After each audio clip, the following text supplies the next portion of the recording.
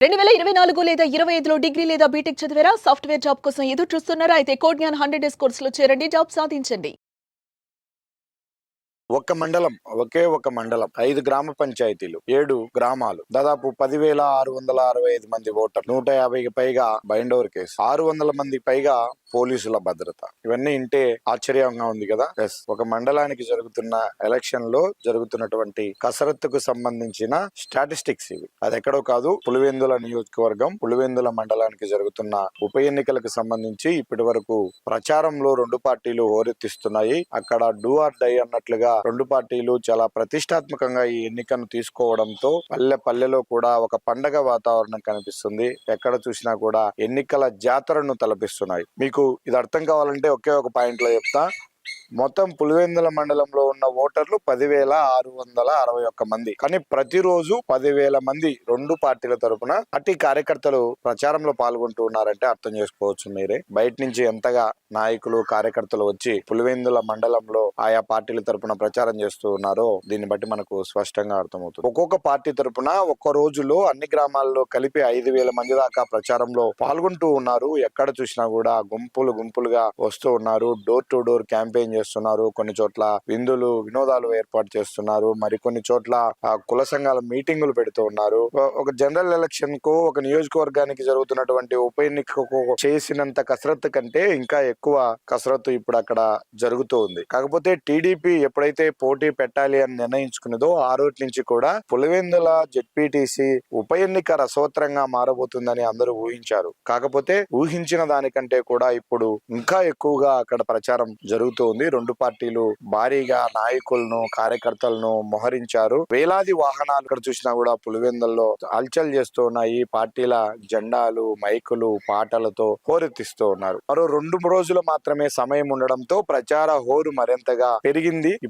ఇప్పటి వరకు అక్కడ జరిగినటువంటి వ్యవహారాలకు సంబంధించి మనం ఒకసారి మాట్లాడుకుంటే 2 పార్టీలు కూడా ఏకంగా ఒకరిపై ఒకరు భౌతిక దాడులకు దిగడానికి కూడా వెనుకాడడం లేదు. అలా ఇప్పటి వరకు జరిగినటువంటి కేసుల్లో దాదాపు 200కు పైగా కేసులు నమోదైనట్టుగా మనకు పోలీసుల నుంచి సమాచారం అందుతుంది. ఇందులో 60 మంది పైన అత్యాయత్నం కేసులే నమోదయ్యాయంటే అక్కడ గొడవలు ఏ స్థాయిలో జరిగాయో మనం అర్థం చేసుకోవచ్చు. ఇక మరో 150 మంది వరకు ఉన్నటువంటి కొంతమందిని గుర్తించి వారిపైన బైండోవర్ కేసులు కూడా పోలీసులు నమోదు చేశారు. దాదాపు ఇప్పుడు ప్రజెంట్ ఉన్నటువంటి సిచ్యుయేషన్ లో 600 మంది పోలీసులు పులివెందుల మండలంలో ఎలక్షన్ క్యాంపెయిన్ కు సంబంధించి భద్రతా ఏర్పాట్లలో డ్యూటీలో ఉన్నారని పోలీసు అధికారులు చెప్తూ ఉన్నారు. అంటే 5 పంచాయతీలలో మొత్తము 15 పోలింగ్ కేంద్రాల పరిధిలో 600 మంది పోలీసులు అంటే ఏ రేంజ్ లో అక్కడ పోలీసుల భద్రతను ఏర్పాటు చేశారో, చేయాల్సిన అవసరము అక్కడ ఏ విధంగా ఏర్పడిందో కూడా మనకు అర్థమవుతూ ఉంది. అయితే ఈ రోజు కొంత ప్రశాంత వాతావరణంలోనే అక్కడ ప్రచారం జరిగింది. నిన్న మొన్నటి వరకు కూడా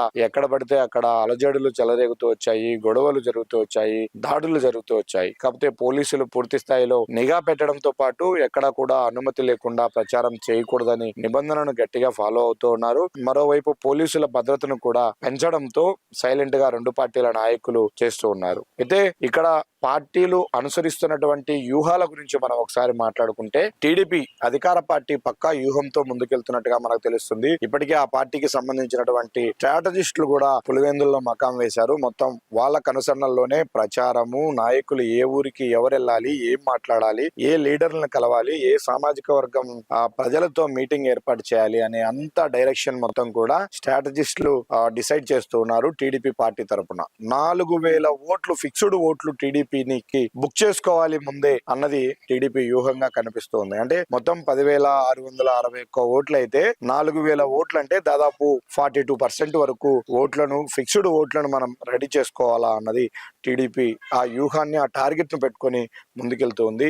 మరోవైపు వైసీపీ మాత్రం ఇది మా కంచుకోట, ఎవరు ఎన్ని ప్రలోభాలు పెట్టినా, ఎవరు ఎన్ని గొడవలు చేసినా, ఎవరు ఎన్ని జిమ్మిక్కులు చేసినా ప్రజలు మాతోనే ఉన్నారని వైసీపీ వాళ్ళు కూడా గెలుపైన ధీమా వ్యక్తం చేస్తూ ఉన్నారు. ఇవే కాకుండా 2 పార్టీలు ఇప్పటికే ప్రైవేట్ ఏజెన్సీల ద్వారా పూర్తి స్థాయిలో 2 సార్లు సర్వే చేయించుకున్నట్టుగా తెలుస్తుంది. అయితే ఈ సర్వేల్లో ఇప్పటికీ కూడా కొంత వైసీపీకే ఎడ్జున్నట్టుగా కూడా సమాచారము అందుతుంది. అయితే రోజు రోజుకు టీడీపీలో చేరుతున్నటువంటి నాయకులు గాని కార్యకర్తల సంఖ్య పెరుగుతున్న నేపథ్యంలో ఆ బలము ఎన్నికల నాటికి టర్న్ అయ్యే అవకాశాలు కూడా లేకపోలేదు. కాబట్టి టఫ్ ఫైట్ జరుగుతూ ఉంది. పోటీ హోరాహోరీగా ఉంది పులివెందులలో. అయితే మొత్తం ఓట్లు 10,000 చిల్లర అయితే ఇందులో ఒక 80% పోలింగ్ అయినప్పటికీ కూడా 8,000 చిల్లర ఓట్లు నమోదయ్యే అవకాశం ఉంది. ఆ 8,000లో 4,000 ఓట్లు మన వైపు ఫిక్స్డ్ గా ఉంటే మాత్రం గెలుపు కన్ఫామ్ అన్నది రెండు పార్టీలు వేస్తున్నటువంటి అంచనా.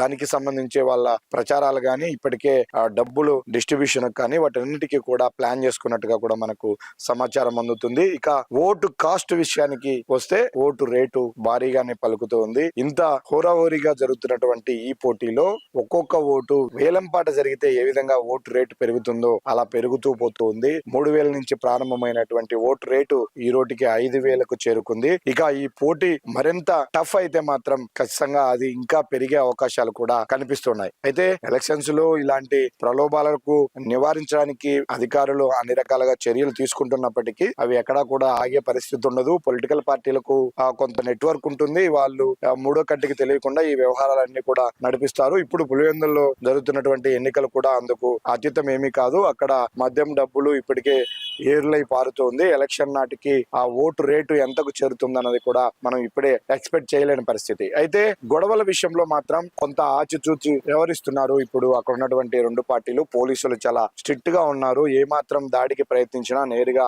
మర్డర్ అటెంప్ట్ కేసులు నమోదవుతున్న నేపథ్యంలో ఖచ్చితంగా ఎవరు కూడా కార్యకర్తలు ఆ గొడవల జోలికి వెళ్ళకూడదు అని ఇప్పటికే సుమన్ టీవీ కూడా వాళ్ళకు సూచిస్తూ ఉంది. అయితే నాయకులు కూడా ఈ 2 రోజులు ఏ విధంగా నయాన భయాన ఓటర్లను తమ వైపు తిప్పుకోవాలన్న ప్రయత్నమే తప్ప ఎక్కడ ఎలాంటి అవాంఛనీయ సంఘటనలకు పాల్పడినా అది ప్రజల ముందర సేమ్ అయ్యే అవకాశం ఉంటది. అది ఓటింగ్ సమయానికి మైనస్ అయ్యే అవకాశం ఉంటది. కాబట్టి ఆ కోణంలో లేదు. కానీ నివురుగప్పిన నిప్పులాగా ఇప్పటికీ ప్రతి గ్రామంలో కూడా వాతావరణం అక్కడ కొనసాగుతూనే ఉంది. ఎప్పుడు ఏ క్షణం ఏం జరుగుతుందో అన్న ఒక భయాందోళన అయితే ప్రజల్లో ఉంది. ఈ 2 రోజుల పాటు కూడా ఇదే ప్రశాంత వాతావరణం కొనసాగితే మాత్రం ఎన్నికల రోజు కూడా అదే సుహృద్భావ వాతావరణంలో ప్రజలందరూ ఓటు హక్కు వినియోగించుకోవడానికి అవకాశం లభిస్తుంది. ఇప్పుడు నాయకులు చేస్తున్నటువంటి రెండు పార్టీలు చేస్తున్నటువంటి స్ట్రాటజీలు కావచ్చు, వాళ్ళు అమలు చేస్తున్నటువంటి వ్యూహాలు కూడా మరికొంత స్పీడ్ పెంచే అవకాశం ఉంది. ఈ 2 రోజుల్లో నిన్న ఈ రోజుతో పోలిస్తే రేపు ఇంకా బయట ప్రాంతాల నుంచి ఎక్కువ మంది నాయకులు వచ్చి రెండు పార్టీల తరఫున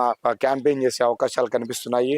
మరోవైపు జగన్మోహన్ రెడ్డి ఎప్పటికప్పుడు వాళ్ళ పార్టీ శ్రేణులతో టచ్ లో ఉన్నారు. ఏ గ్రామంలో ఏం జరుగుతుంది, ఇంతకాలం మనతో అసోసియేట్ అయినటువంటి లీడర్లు ఎవరైనా అటువైపు చూస్తూ ఉన్నారా, వాళ్ళు కావాలంటే నేరుగా నాకే లైన్ కలపండి, వాళ్ళకి నచ్చజెప్పే ప్రయత్నం చేస్తానని జగన్మోహన్ రెడ్డి వాళ్ళ పార్టీ నాయకులతో టచ్ లో ఉన్నారు. ఇక సీఎం చంద్రబాబు నాయుడు కూడా నేరుగా వాళ్ళ పార్టీ నేతలతో ప్రతిరోజు ఈవినింగ్ టెలికాన్ఫరెన్స్ లో ఫాలోఅప్ చేస్తూ ఉన్నారు. ప్రచార సరళి ఏ విధంగా ఉంది, ఏ నాయకులు ప్రచారంలో పాల్గొంటూ ఉన్నారు, మన గ్రాఫ్ పెరగాలంటే ఇంకా అక్కడ ఏం చేయాలి, గతంలో మనం పులివెందులకు ఏం చేశాము, ఇప్పుడు ఇంకా 4 ఏళ్ల పాటు అధికారం ఉంది కాబట్టి అక్కడ వాళ్ళకి ఏం చేయాలా అన్న వాటిపైన కూడా స్పష్టమైన హామీ ఇవ్వండి, ఆ హామీలన్నీ నెరవేర్చే బాధ్యత నాది అంటూ కూడా ఒకవైపు చంద్రబాబు నాయుడు వాళ్ళ నాయకులకు క్యాడర్ కు భరోసా కల్పిస్తున్న నేపథ్యంలో ఇది ఇద్దరు జెడ్పీటీసీ అభ్యర్థుల మధ్య రెండు పార్టీల మధ్య జరుగుతున్నటువంటి ఎలక్షన్ కాదు, ఒక ప్రతిపక్ష నాయకుడు ఒక ముఖ్యమంత్రికి మధ్య జరుగుతున్నటువంటి ఎలక్షన్ గా మారిపోయింది. చంద్రబాబు వర్సెస్ జగన్ మోహన్ రెడ్డి అన్న విధంగానే ఇక్కడ ఎలక్షన్ జరుగుతుంది. వాళ్ళు ప్రత్యక్షంగా ప్రచారం చేయకపోయినప్పటికీ ఇక్కడ జరుగుతున్న ప్రతి వ్యవహారం వాళ్ళ కనుసరణలోనే జరుగుతుంది. వాళ్ళు పూర్తి స్థాయిలో మానిటరింగ్ చేస్తూ ఉన్నారు. ఇంత